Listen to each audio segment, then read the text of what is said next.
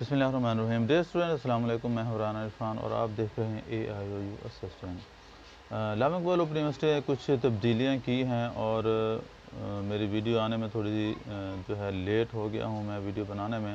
वो सारी तफसील जो है वो आपको समझानी थी कि तब्दीली क्या आई है और किन किन क्लासों में आई है और पहले क्या रूल्स था और अब क्या रूल है। ये सारी तफसील जो है मैं वीडियो में बताता हूँ। वीडियो अगर आपको अच्छी लगे तो शेयर कीजिए। अगर आप चैनल पे नए हैं तो चैनल को सब्सक्राइब ज़रूर कर लीजिएगा ताकि इस तरह की इंफॉर्मेशन वीडियो जो हैं आपके पास सबसे पहले पहुंच सकें। तो चलिए वीडियो को शुरू करते हैं। सबसे पहले एक तो मैं आपको बता दूं कि स्टूडेंट्स को जो हैं जब एग्ज़ाम देता था स्टूडेंट्स उसको 2 चांस दिए जाते थे पेपर देने के। यानी कि जब पहला एनुअल देता था स्टूडेंट तो उसके बाद जो है अगर वो फेल हो जाता तो एक रीअपेयर उसका वो दे सकता था। उसके बाद अगर उसमें भी फेल हो जाता तो फिर अगेन रीअपेयर का चांस होता था। तो उसमें वो पेपर दे सकता था बग़ैर असाइनमेंट लिखे, बग़ैर एडमिशन उस सब्जेक्ट का भेजे। तो इस तरह से उसके टोटल जो है 3 चांस बन जाते थे, फर्स्ट एनुअल और उसके बाद एक सप्ली और फिर दूसरा एनुअल। इस तरह से वो 3 चांस अवेल करता था स्टूडेंट और वो पेपर देता था और उसमें किसी न किसी एक चांस में जो है वो क्लियर भी कर जाता था। लेकिन अब जो है इस्लामिक वर्ल्ड ओपन यूनिवर्सिटी ने बड़ी क्लासेस यानी कि एमफिल PhD क्लासेस की जो हैं वो चांस जो हैं वो ख़त्म कर दिए गए हैं। यानी कि रीअपेयर और अगेन रीअपेयर को ख़त्म कर दिया गया है और सिर्फ एक चांस है वो एनुअल जो पेपर देगा। अगर वो क्लियर हो जाता है स्टूडेंट तो इट्स ओके, अगर क्लियर नहीं होता तो फिर वो उस सब्जेक्ट का दोबारा से जो है एडमिशन भेजेगा और दोबारा से असाइनमेंट होगी, दोबारा से उसकी वर्कशॉप्स होगी। उनका कोई चांस नहीं है, एक ही चांस है एमफिल और PhD क्लासेस का।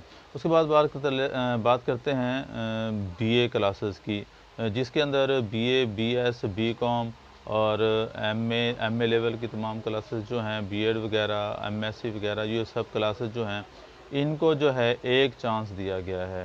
यानी कि एक एनुअल चांस और उसके बाद रीअपेयर का चांस।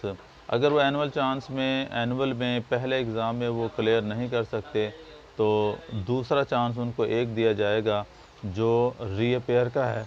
अगर उस रीअपेयर में वो क्लियर कर लेते हैं तो इट्स ओके। अगर वो रीअपेयर में क्लियर नहीं करता स्टूडेंट तो उसको और चांस नहीं दिया जाएगा। तो फिर से उस सब्जेक्ट का उसमें वो फेल तस्वर किया जाएगा और वो उस सब्जेक्ट का दोबारा से एडमिशन भेजेगा, दोबारा से उसकी असाइनमेंटें होंगी, दोबारा से उसकी वर्कशॉप्स होंगी। तो वर्कशॉप्स BA से ऊपर हैं और BA और BCom वगैरह की वर्कशॉप्स नहीं हैं, तो वो सिर्फ असाइनमेंटें ही दोबारा से लिखेंगे।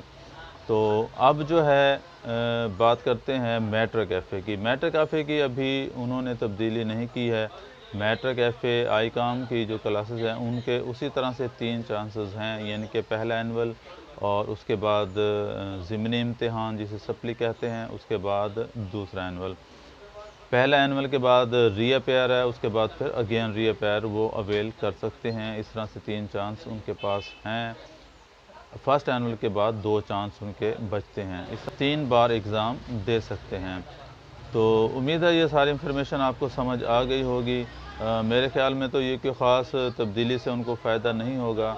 हाँ, ये है कि स्टूडेंट को ज़रा जो है ज़्यादा मेहनत करनी पड़ेगी और अपने ख़्याल से और ध्यान से जो है मेहनत से पेपर देने होंगे ताकि चांस उनके पास नहीं होगा। अब पहले एक ध्यान होता था स्टूडेंट्स के जहन में कि एक चांस है अभी, अगर इसमें रह गए तो फिर दे लेंगे, या फिर वो पेपर नहीं देते थे कि अभी एक चांस है तो उसमें दे लेंगे हम। तो लेकिन अब ये ऐसा नहीं होगा।